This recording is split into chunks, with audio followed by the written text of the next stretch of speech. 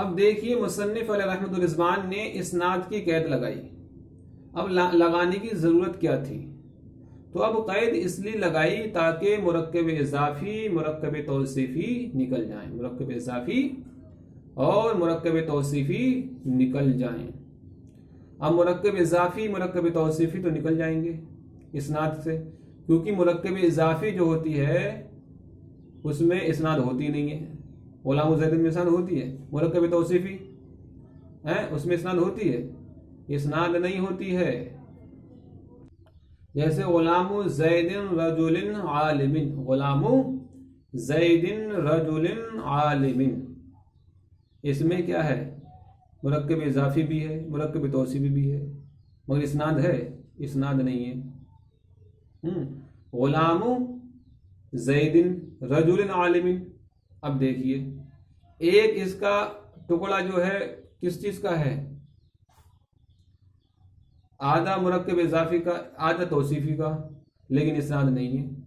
اس سے فائدہ تام حاصل ہو ہی نہیں رہا. یعنی کہ زید عالم زید کا، زید کا غلام رجل عالم، عالم مرد ہے. غلام زید مرکب اضافی، اور پھر اس میں جو ہے رجل عالم، عالم مرد ہے. تو اب اس میں مرکب اضافی بھی ہے، مرکب توصیفی بھی، لیکن پھر بھی فائدہ تامہ حاصل نہیں ہو رہا ہے. ہو رہا ہے؟ ہو جائے گا، بلکہ ہم اس کا ترجمہ ایسے کریں گے غلام زید رجل عالم. اس کا ترجمہ کیا ہوگا؟ اس کا ترجمہ ہوگا عالم مرد زید کا غلام، عالم مرد زید کا غلام. اب اس سے تو جو ہے فائدہ تامہ حاصل نہیں ہوگا. عالم مرد زید کا غلام، تو زید کی صفت کیا ہے؟ رجل عالم ہے. اب اگر جو ہے غلام زید رجل عالم، تو اب کس کی صفت بن جائے گی؟ یہ رجل عالم، اور یہ بن جائے گی غلام کی. اب ہم کہیں گے غلام زید رجل عالم، اب صفت کس کی بنے گی؟ یہ عالم مرد زید کا غلام. میں نے کہنے کا مطلب یہ ہے، پوری بات سمجھ میں آنا چاہیے. تو اسناد کی جو لگائی ہے، اسناد کی قید وہ لگانے کے لیے اسناد کی جو قید لگائی وہ لگانے کا مطلب صرف اتنا ہی ہے کہ فائدہ تامہ حاصل ہو جائے.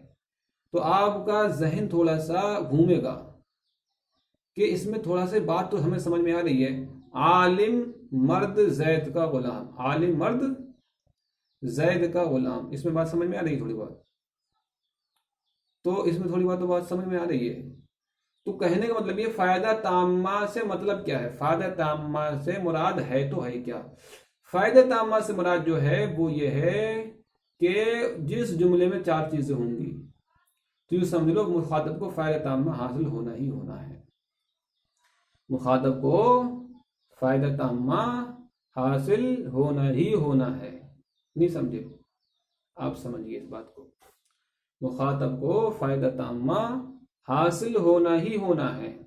سب سے پہلی چیز ہے محکوم علیہ، دوسرا ہے محکوم بھی. دو چیزیں ہو گئی، محکوم علیہ، محکوم بھی.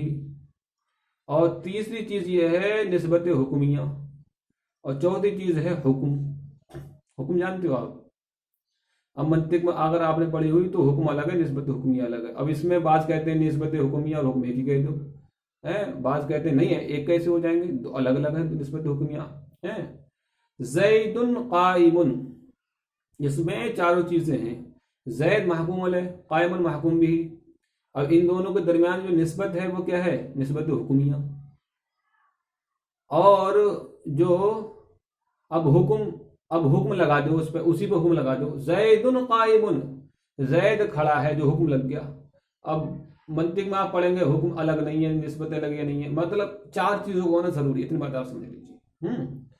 محکوم علیہ، محکوم بھی، نسبت حکمیہ اور حکم. آپ کہیں گے نسبت حکمیہ کون سی بلا ہے؟ تو میں آپ کو بتاؤں نسبت حکمیہ جو ہے یہ جو زید قائم میں جو نسبت ہے اب اس کو کیسے پہچانیں گے؟ تو فارسی میں آپ جو ہے است جہاں پر ہوگا است مانے ہے، اردو میں ہے، است میں است مانے ہے، است یہ فارسی کا ہو گیا اور ہے اردو کا ہو گیا، ٹھیک ہے، آپ ایسے پہچان سکتے ہیں۔ اور یہ چار چیز، اور مرکب اضافی مرکب توصیف میں یہ چار چیزیں ہوتی نہیں ہیں۔ اب یہ دیکھیے غلام زید رجل عالم، عالم مرد زید کا غلام، اس میں چار چیزیں ہیں۔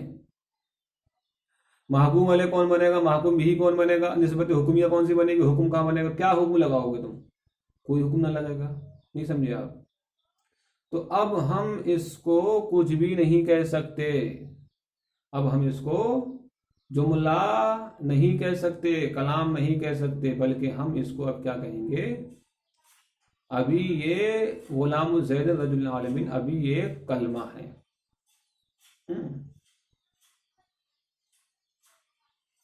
دو کلمے مان لو، ایک کلمہ نہیں دو کلمے،